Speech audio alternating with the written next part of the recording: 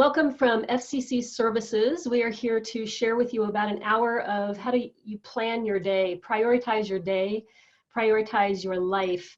I want to share with you some methods and some tools that I think are pretty simple and yet make a big difference in your day, in your life, helping you prioritize what's important to you and also helping to reduce that stress a little bit, I would say. If you're just joining us, and if you haven't already, if you'll open chat and share your name, your association, your city, you can continue to do that. I'm going to keep you all muted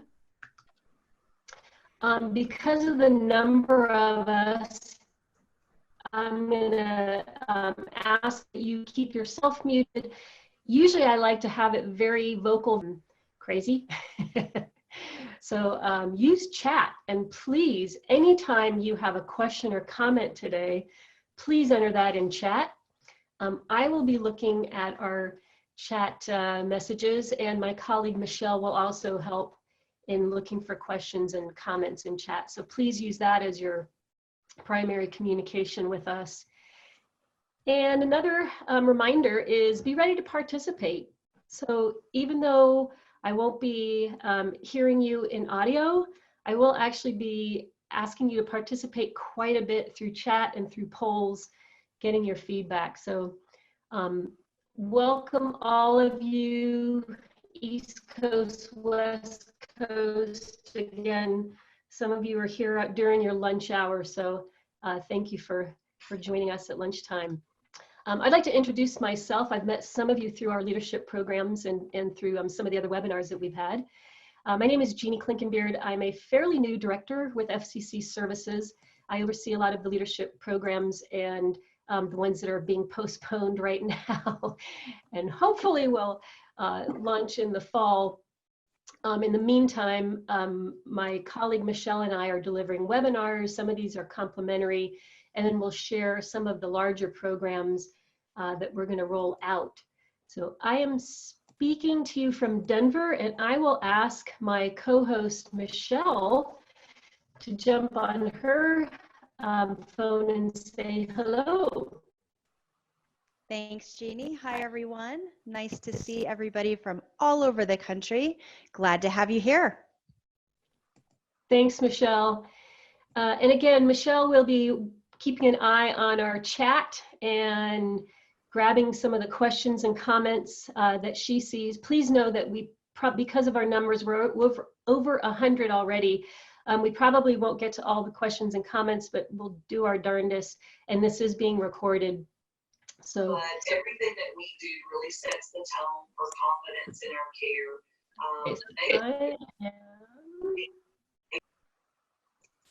Excuse me a second. I'm going to go in and, oh, okay, someone already muted themselves. So thank you for that. I'm going to open a poll.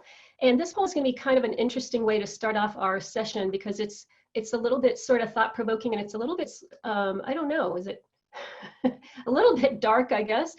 A large number of people were asked later in life, so much older in life, what are their top regrets, and what do you think they said? So you get one answer. What do you think the top regrets? And by the way, all of these came up as regrets, but one came up more often. And which one do you think that is?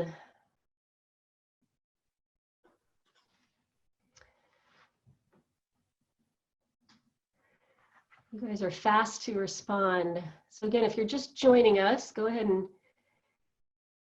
answer the poll.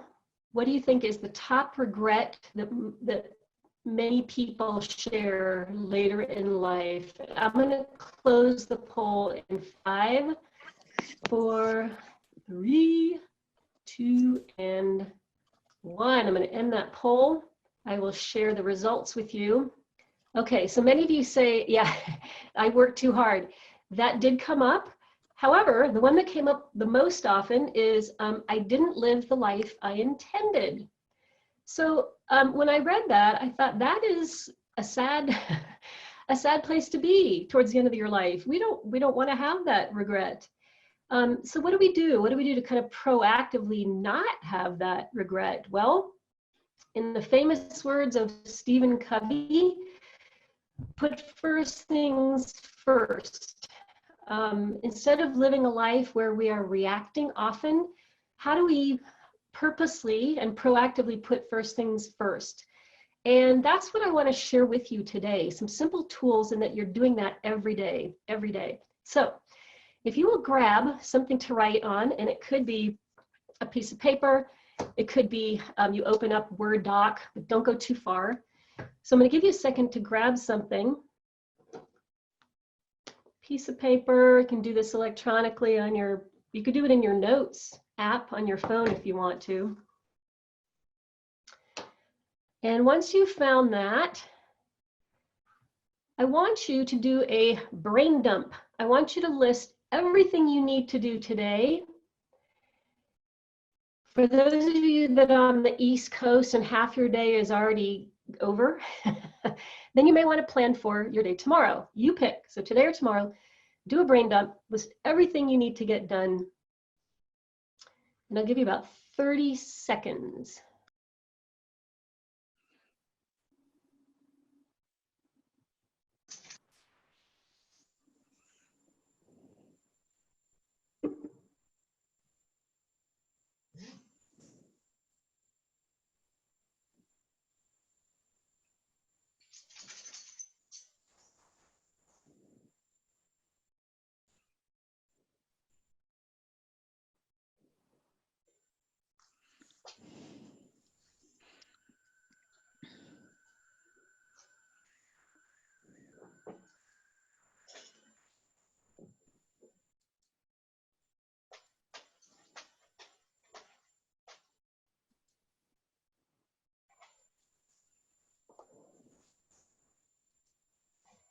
Okay, so if you're just joining us, I'm asking everyone to create a list of things they need to do today or tomorrow. Some of you may already be list makers. And if you didn't have time to finish that, or if you just joined us and you didn't have time to start it, that's okay. I'm going to give you a little bit of opportunity to add something onto your list a little bit later on. So if you're wondering why I'm out of breath, I ran downstairs because my planner was downstairs. So I thought, I got to run get it. It needs to be part of this webinar. So let me share, but by the way, put that list aside. We are going to come back to it. If you're working in Word or if you're working on the phone, I'm going to invite you back into the webinar. Again, we're going to come back to that list. For now, I want to share with you a couple of objectives that we have for the next hour. So first tool I'd like to introduce you to is Stephen Covey's time matrix, and it's a great way to help you prioritize your time. Some of you, I might call it a tool, I might call this a method. It helps you really look at where you're spending your time. Okay, so it's whether it's a tool or it's a method, it's a nice, it's a helpful piece to help you prioritize. And then the next tool, which actually is a tool, is how do you improve your daily planning? And this is from another kind of performance guru called David Allen, Getting Things Done. And we're going to practice a little bit of what David preaches around daily planning. Now, some of you may say, Jeannie, I don't even need to improve my daily planning. I'm not doing it at all. So that's okay. We will start your daily planning today. So 2 tools, 2 methods that I'd like to share with you. So the first one, Stephen Covey's time matrix, really helps us to remember that not everything is a priority. Just because it comes to us in a text or an email doesn't necessarily mean it's a priority. So how do we look at the different tasks and the different areas of time that we need to spend? So we're going to categorize these. Where do we spend our time? So this is the time matrix. I'm going to ask you to share with me. Have you heard of Stephen Covey's time matrix before? So if you will go up to, again, this could be at the top of your screen or at the bottom where your toolbox is, click on participants. And then on the bottom, you should have a feedback bar that says yes, no. So tell me yes if you've heard of this matrix, no, you've never heard of it before. I made something in one of my apps. So again, under participants,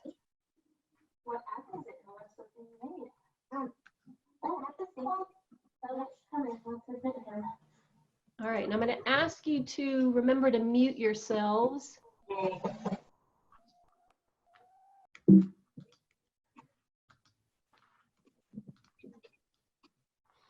Okay, so again, yes, you've heard of it. So it's interesting, it's about half and half.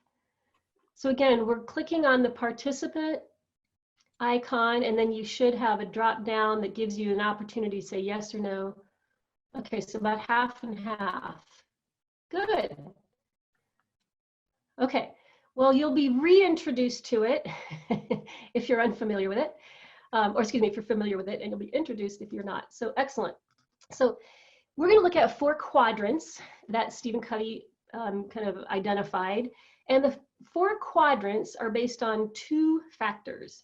And the first factor is how urgent are the things that you're doing on a day-to-day basis? How are they urgent or not urgent? And the second factor is how important are they? So urgency and importance we're going to look at in these 4 quadrants. Here we go. Quadrant 1 are those items in our day that are urgent and important. And that's why they fall in the #1 quadrant. They need our attention. So these are deadlines. These are problems that need to be fixed. They could be mini crises. Our world right now is managing quadrant 1 with COVID. You know, we've had to quickly pivot where we work, how we work. So these can be small emergencies, they can be large emergencies, they can be fixing issues for your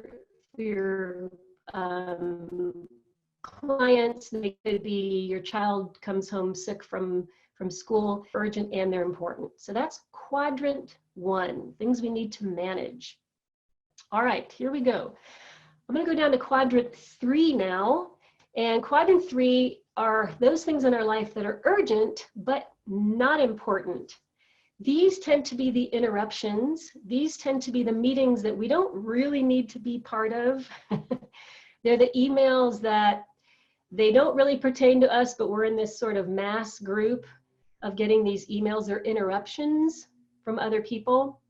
So they tend to make us feel busy, but not really fulfilled, because we're not focusing on what's important, we're reacting often. So that's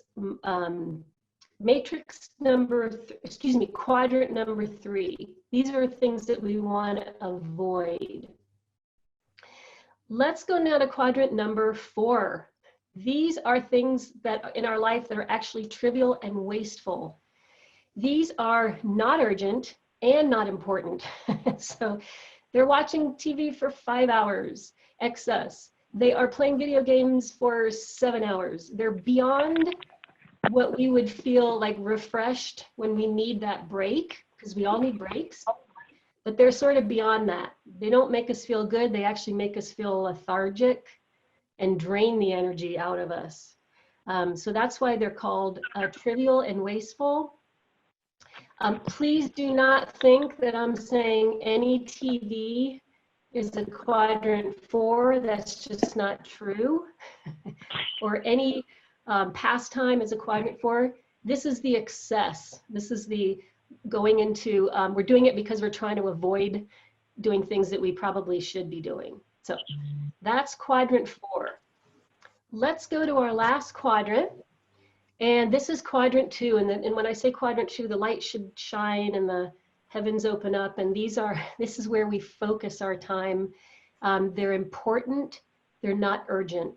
These are things that help us be better leaders, better parents, better colleagues and team workers. They're anything to do with planning, preparing, learning and developing, planning that meeting so it's much better than it would have been if you hadn't planned it, taking courses that help you improve your skills, spending time with your loved ones, spending time with your hobbies that refresh you and rejuvenate you. Anything that has to do with renewal, with improving, that's going to be a quadrant 2. These help us get our goals met. They help us focus on what's important to us, on strategy and values. So let me do a quiz. I know I threw a lot at you. Those were the 4 quadrants. I'm going to do a little quiz, so get ready to get your chat. Make sure your chat window is open. And all you have to do is type in, I'm going to show you something, and you tell us if it's quadrant number 1, 2, 3, or 4. Okay, where does that live? So here we go. All right, which quadrant is fixing an issue for an unhappy customer? First one. You guys are fast. Yes, quadrant 1. Absolutely. Yes. Okay, so quadrant 1 are things that we do need to take care of or we will feel the pain. All right, next one. What about taking a vacation?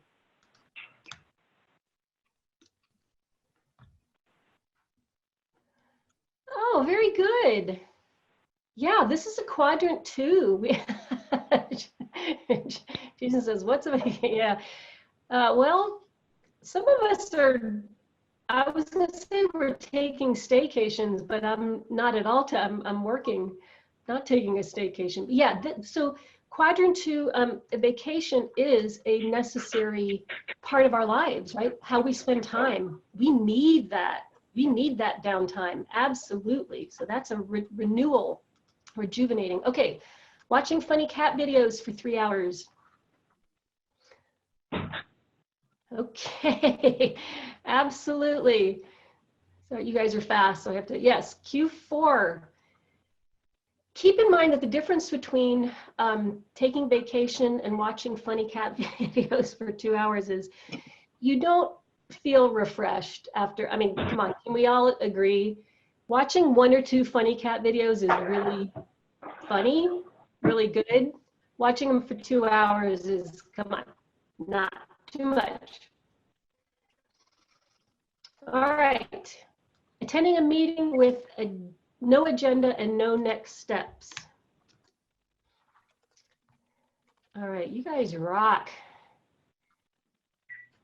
Yes, for sure. I'm sorry, did I already show you the answer? I realized the slide has the answer on it. Okay, Q3. This is, these are tasks that feel busy, but not necessarily fulfilling. All right, here we go. Taking your child to urgent care.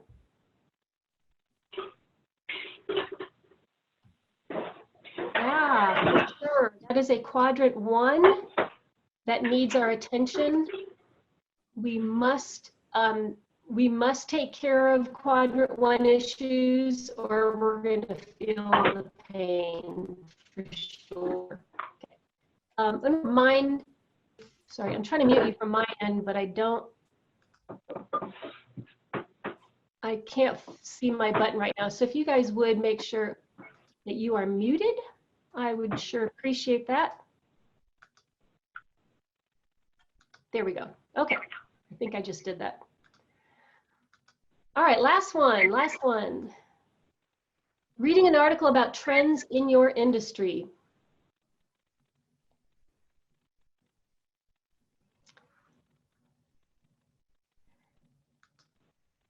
Absolutely, Q2, anything that helps you improve, develop, like you all are doing right now, this would be a Q2. You know, this webinar is not urgent, although I would hope it is kind of important in helping you prioritize your life, so absolutely. By the way, guess how many books Bill Gates reads? That's, if you didn't catch the photo, that's Bill Gates. He reads about 50 books a year.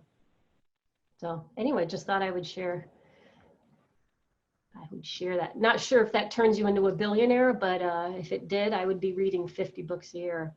Let me pause and ask, I would love to read 50 books a year. You'd like to have the time, right, Jill? What questions do you have about the 4 quadrants?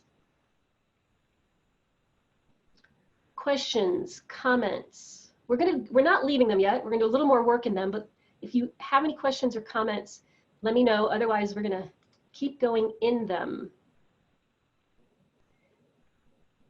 That's a great question, Kathy. How do you avoid quadrant 3? I'm going to ask you all to, I've got some ideas, but I'll come back to that question. How do you avoid quadrant 3? I'm You know, Jeannie, yeah. Michelle's here. Cooper has a good question, and he says, is one supposed to actively push back on Q3?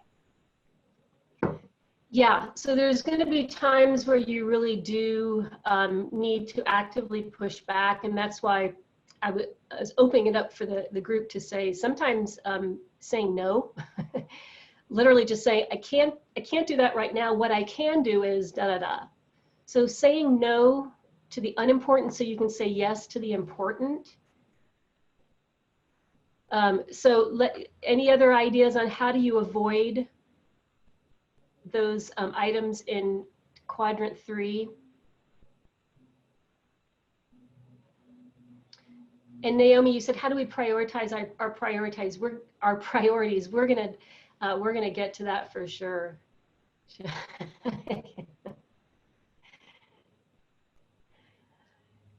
Yeah, Kathy, I think everything is okay to require a deadline on request. I think everything that helps you with boundaries, saying here's what I need, you know, in quadrants 1 and 2, I need time to do this.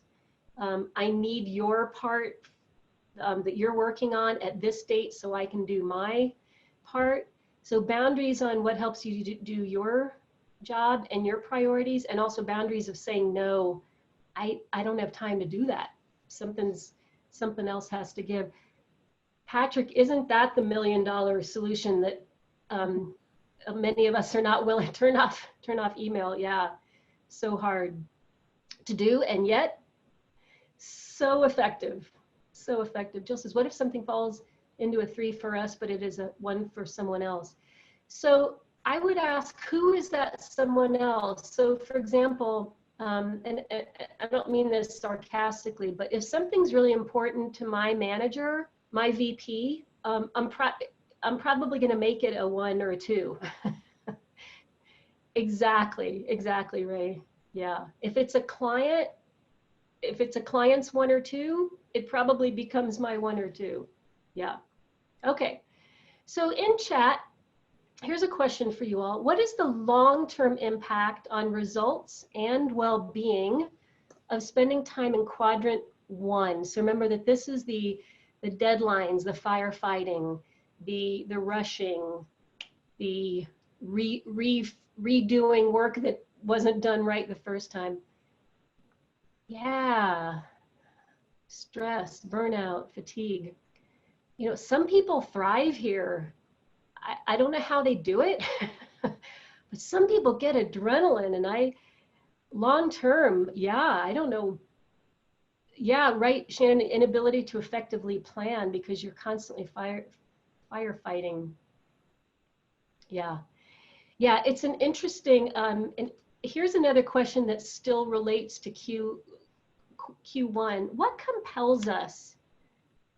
What compels us to go to Q1?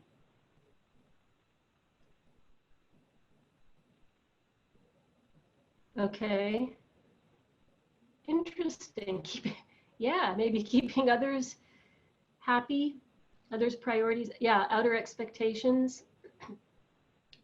By the way, sometimes these are things that we really don't have control over. If our child gets hurt on the playground, we're going to take them to the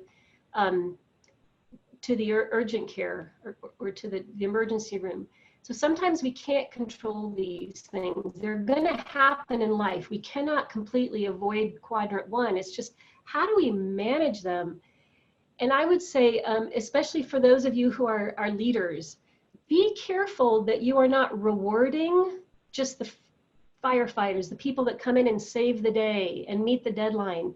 Reward the people who are consistently on top and keeping things moving and meeting deadlines and doing their part. We have a tendency to see the hero. Ooh, she fixed everything, or he saved the day. But really, why did we have to fix it? Or yeah, so just something to think about. Like if you're living your life or your team is often in quadrant one, something to ask yourself, why are we always in quadrant one? Okay, in chat, what is the long-term impact of spending time in quadrant 3?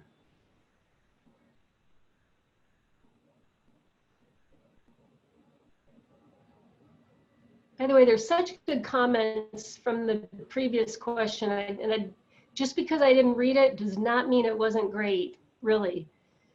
Yeah, no progress, feels like a failure, feels like spinning wheels, love that. Frustration, non-fulfillment, yes. Never addresses the things that need to be completed, instead spins wheels, yep. So it can feel busy. It doesn't tend to feel fulfilling, for sure. Yeah, waste of time. Yikes, waste of time. Okay, let's move now to quadrant 4. What is the long-term impact of spending time in quadrant 4? This is the quadrant of excess, of the wasteful. Yeah, lethargy, says Naomi. Yeah, you're gonna feel lazy, lack of accomplishment, panic because you're not taking care of the things that you need to. I'm not going there. Wasteful, yeah, lack of motivation. I would also say, Brian, you're gonna have to share what snowflake means. Does that mean you melt on contact? Yeah, Patrick says you're gonna lose your job. Yeah, that's a possibility. One thing that I would also add is if you spend a lot of time in quadrant 4, and I don't mean this flippantly, that really could be a sign of depression, because you're, and believe me, I'm not saying that I never spend time in quadrant 4. It's just that it's, you're avoiding. We tend to go to quadrant 4 for long periods of time because we're avoiding things in life. So just something to think about. Yeah, yeah. Okay, so we go to our final quadrant, our quadrant of focus, things that are important to us. What is the impact long-term of spending time in quadrant 2? And remember that quadrant 2 items are not urgent. They're not knocking on our door saying, pay attention to me. That's quadrant 1. Yeah, happy, sense of accomplishment, growth, focus. I love that. It just that focus helps the calm, increase the calm. Yep, getting things done. Fulfillment. You know, the hard part, Q2 is the oil to help everything else run smoother.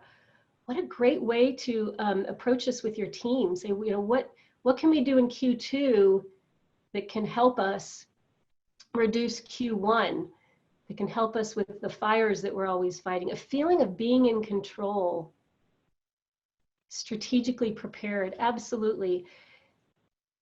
Keep in mind that when we don't do Q2 today, so for example, if I don't save for retirement right this second, when do I feel that pain?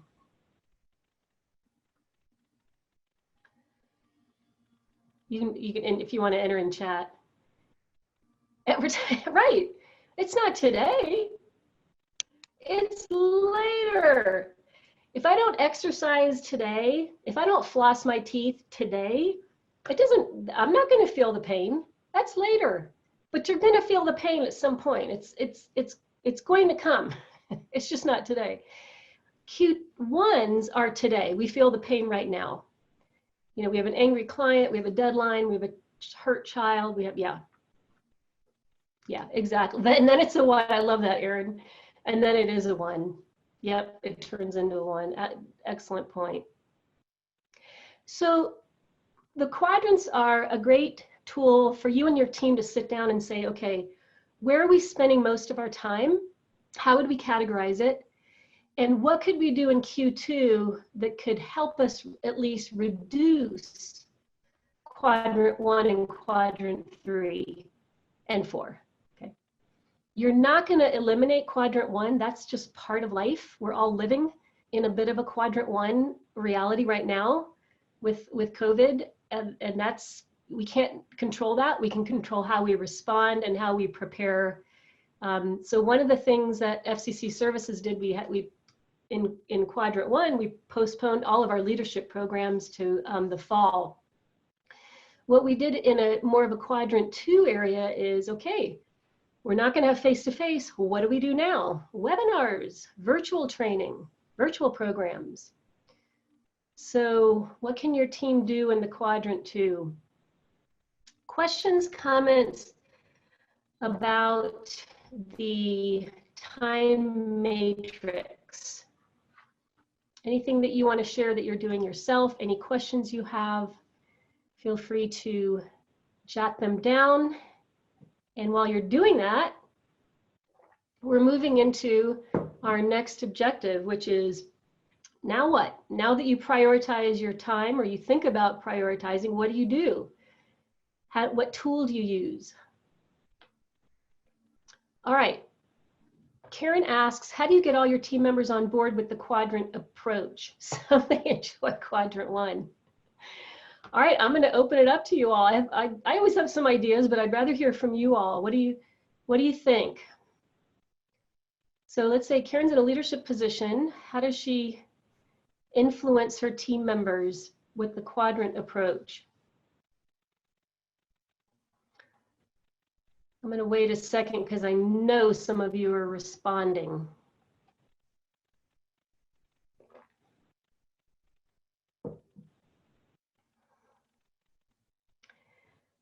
Kevin says, lay out example scenarios that would fit into each quad. Yeah, anything that helps explain it. Kevin, good point. And explain pros and quads. Cons. Brian says, thank you, Brian. Reward Q2 as much as you do Q1. Absolutely. Reward people for planning and preparing and learning and not just fighting fires. And yeah. TJ says, allow them input. Yep. Ask them to fill in the matrix. Ray says, constant dialogue about how to use it, both recognize and utilize it. So you can bring it up in meetings. You know, where are we spending our time as a team? I would say, you know, as a team, how are we doing this? We're not finger pointing. Jill says, I don't mind Q1 if I was not responsible for the items in Q2. I don't mind Q1 if I didn't. Okay, I don't think I'm reading it correctly. Lisa says, help them understand without planning, they will never get to the pet project. There you go. There never seems to be time for it. So Lisa, that's a great point about what's in it for me. That's a really good example. That something that's important to me, like my pet project, I'm not going to have time if I spend too much time. Yeah. And yep, Michelle, thank you. Lead by example. Let your team see you do it. Thank you. Oh, okay. So I removed it. Didn't. I don't mind Q1. If I was not responsible for the items in Q2, yeah. Yeah. Or, oh, do you think it's, I don't mind Q2 if I'm not responsible for Q1 maybe, meeting the deadlines? Rebecca says, I tend to enjoy Q1 speed and dynamics, but I'm aware that my success belongs in Q2. Help them to understand. Yeah. Yeah. I think that's an honest response to Q1 does have adrenaline. I mean, there's something about, you know, we're all meeting this deadline. We're all in this together, you know, order a pizza so we can make sure that we meet this deadline by midnight. So there is something to that, for sure. It's just that you don't want to live every week like that. Yeah. Yeah, it's hard to maintain time for both Q1 and Q2. Okay, last question before we move on. Brian asks, how do you reward Q2 behavior over Q1? That's a great question. I'd love to see some responses. How do you reward the planning, the preparing, the skill building?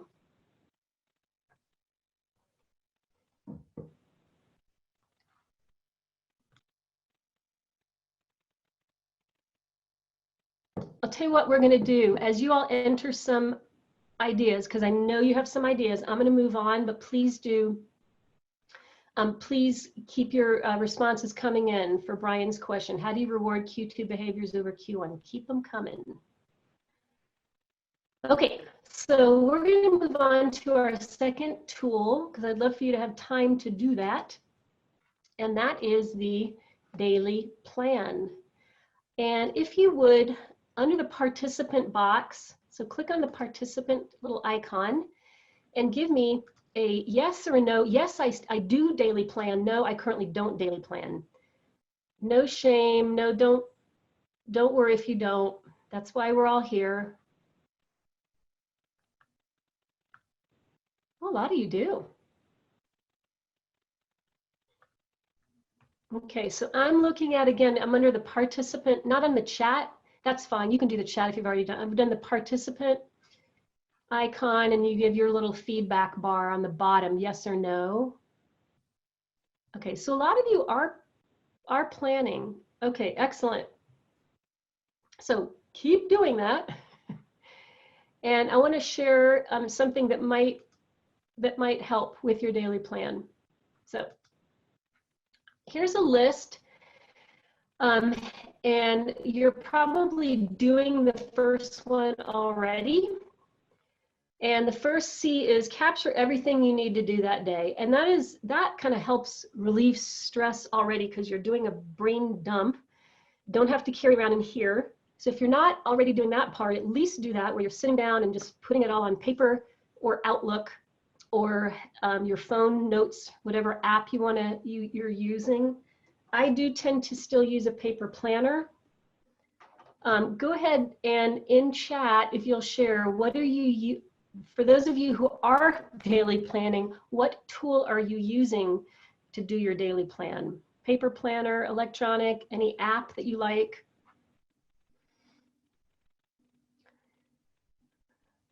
Okay, so OneNote, quite a few of you like OneNote. Thank you for that. Some of you still like the old dinosaur days of the paper planner. Let's hear it for the paper planner. All right, moving on. Keep those coming. I'm going to move on. Okay, once you have made your list, check for Q2. How many of those items are actually a quadrant 2 priority? Something that has to do with your values, what's important to you, any kind of preparing, planning, etc. So go back and check for Q2. And then the third thing that you're going to do is you're going to clarify, which I will explain what that means in just a minute. So I'd love for you to revisit your list.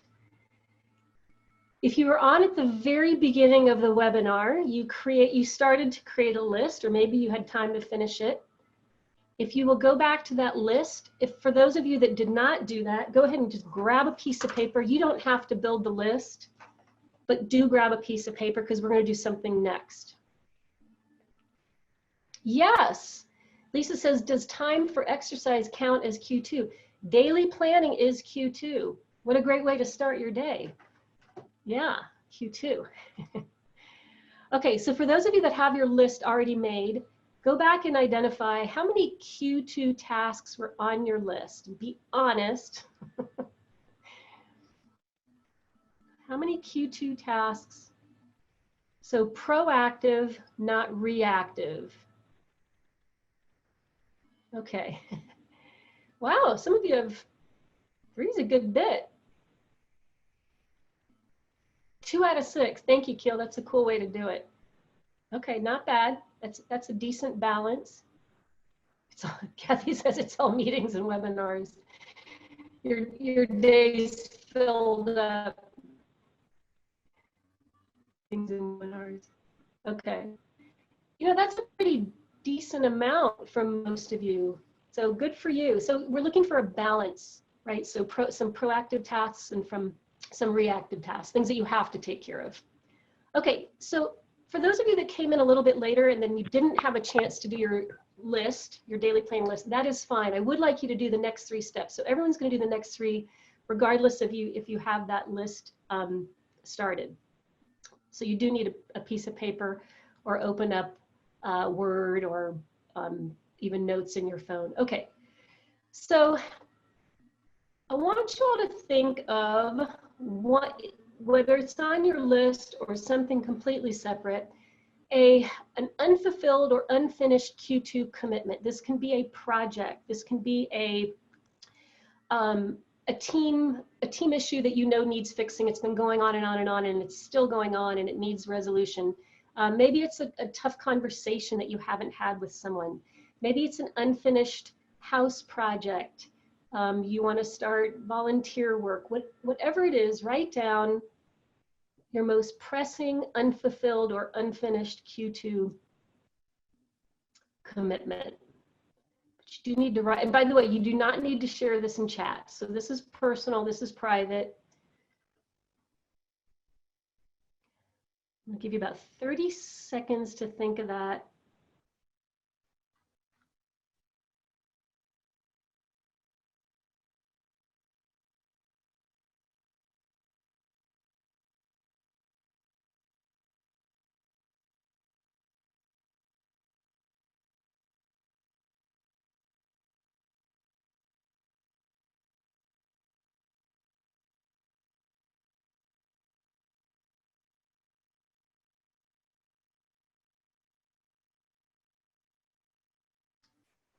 Okay, so all you have to do at this point is kind of name that one Q2 unfinished, unfulfilled commitment.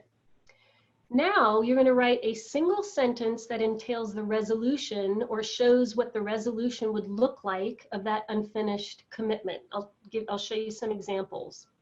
So remember, in one sentence, you're trying to encapsulate what does the finished version of that look like. So let's go back to our example. Let's say we have a team quality issue, or it could be a turnaround issue that needs resolution. The sentence that I'm going to write down as what resolution looks like is implementation of the best solution. Okay, that's what the end of that's going to look like.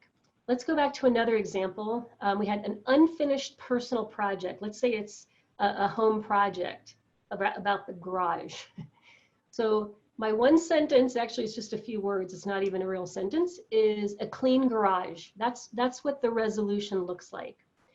So take a minute, your turn, write a single sentence that entails the resolution or that shows the resolution of that unfinished commitment. What does that look like?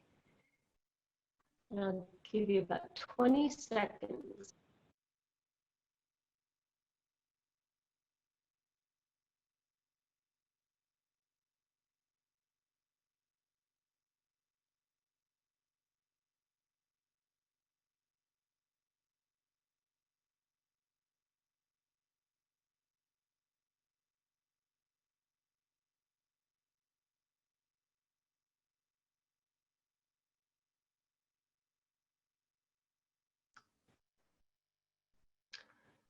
Okay. So it tends to be kind of easy to see what the end of a project looks like. What we don't always know is, what do we do next? Because the end may feel overwhelming, it may look overwhelming, and yet we know what it looks like. What we don't always know is, what's the very next thing I need to do? So I want you to think of a very, very specific one-step action and identify that when it comes to your unfinished commitment or your unfulfilled commitment. What is the very next physical action that you must take to move the situation forward? So let's go back to our example here. So here's a work-related one that has to do with quality. What we want is implementation of a best solution to fix our quality issue. What's the very next thing I need to do as maybe the team leader? Schedule a team meeting to define the issue. That's all I'm going to worry about right now. Let me just do that one thing. Schedule a team meeting to define the issue. Going back to our home project, we want a clean garage. That's our outcome. What's the very next physical step I need to take? I need to buy large trash bags. It's that one step to move forward. Make it as specific as you can. The more specific it is, the more successful you're likely to be. Okay, your turn.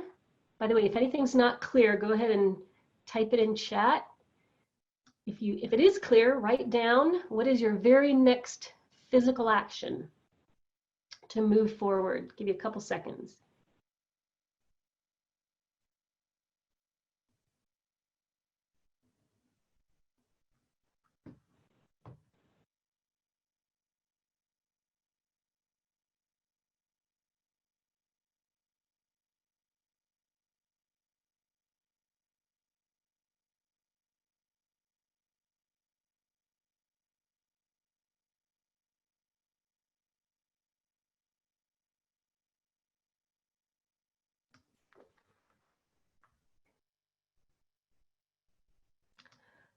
Okay, so I want to share with you how important it is to make those very specific steps and write them down and schedule them, by the way.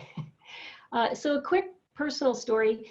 Years ago, my sister and I decided to make art together, make mosaics. So both of us are fairly creative, and even though we have full-time jobs, we always like to do something else on the side when it comes to art or crafts. And so we talked about making mosaics together, and we did it once in a while, but then 3 weeks would go by and we didn't really do it, and it would just be very, very hit or miss. And one day we had a little meeting and we said, look, if we're going to do this, because we wanted to get kind of serious about it, we've got to schedule it. We've got to do this. So every Wednesday evening for about 4 years, we met. We met in my basement studio, and we made mosaic snow skis and snowboards and skull. I call it the 3 S's: skis, snowboards, and skulls, because we're in Colorado. And we started doing art shows, and it really became a big part of our lives. It was really fun to work with her. We're very close. But it really wasn't until that, just like, get it on the schedule. Every Wednesday, that's what we do. And so it's that specific step that you take, writing it down, making it real, that makes a difference in your planning and in your life.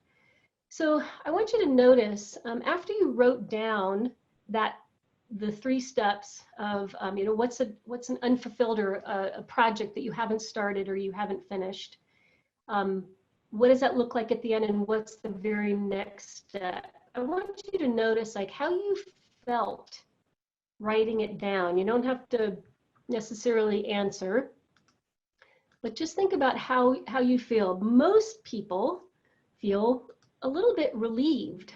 And I'm wondering, I want to ask you all, why do you think it helps just to write these steps down? Why do we tend to see a reduction in stress just by writing it down? Because you haven't actually fixed it, right? You haven't actually done anything. And yet we feel better, which is a good thing. Why do you think that is? So back in chat. Yeah, it's a step. It's a plan in place. Writing it down feels like an accomplishment. Yep. You can actually see what you need to do rather than try to remember it. And that is huge, says, as TJ reminds us. Instead of walking around with it up here, yes, you don't feel like you have to keep all this in your head. It's mental progress toward completing the goal. It gives you direction. Absolutely. Kelly says just identifying it. Yeah. So starting or ending your day with 5 minutes of planning, also known as capturing and clarifying, is a great cue. It's a great proactive way to start your day. The reality is, if this is not already a habit for you, you're going to go back to checking email. So here's a poll. How many, let me find the right one. Nope, excuse me.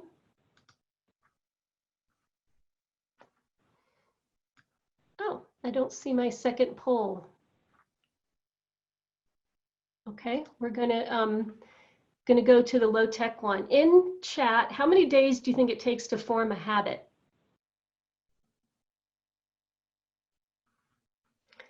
Yeah, I thought it was 21 also. So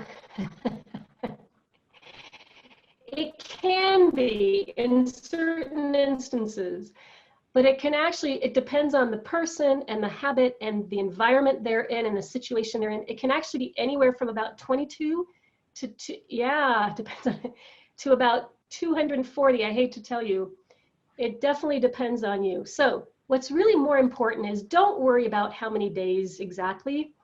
Really what's more important is how will you remind yourself to spend 5 minutes of planning instead of jumping into email, instead of texting, instead of, how are you going to remind yourself to pause and do your daily plan? All right, so whatever you're typing in, I'm going to ask you to commit to that. Yeah, literally just put it in your calendar. Yep, that's a great.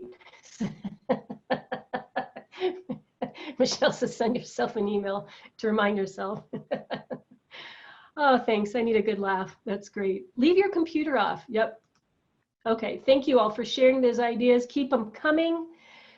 I want to share some upcoming webinars that you all may or may not have already attended. So I did one session of effective and interactive remote meetings earlier in April. So there's another one April 28th, 1-hour webinar. Michelle, do you want to unmute and share a bit about your upcoming? Sure, thank you. So the art of delegation, we're going to talk about some strategies of how to delegate and why it is important in leadership. So that's May 6th at 11 o'clock Mountain Time. All right, so those are 2 complimentary webinars that FCC Services is offering during this time where we're all kind of going to Plan B. Another one that we're excited about, this is a full program, getting things done. So you all had a little taste of it, and one tool that you can implement with the capturing and clarifying. We're going to roll out the complete online on-demand program. In the next 30 days, you'll get some information about that if you're interested in participating. We'd love to see you there. All right, everyone, it has been a pleasure. I've got one last question as your ticket out. Michelle and I will hang out. If you do have any questions, we're going to stay for a couple minutes. But once you finish this chat, you're released. You are to go to your day. What's your biggest takeaway from today? Have a great rest of your day, everybody.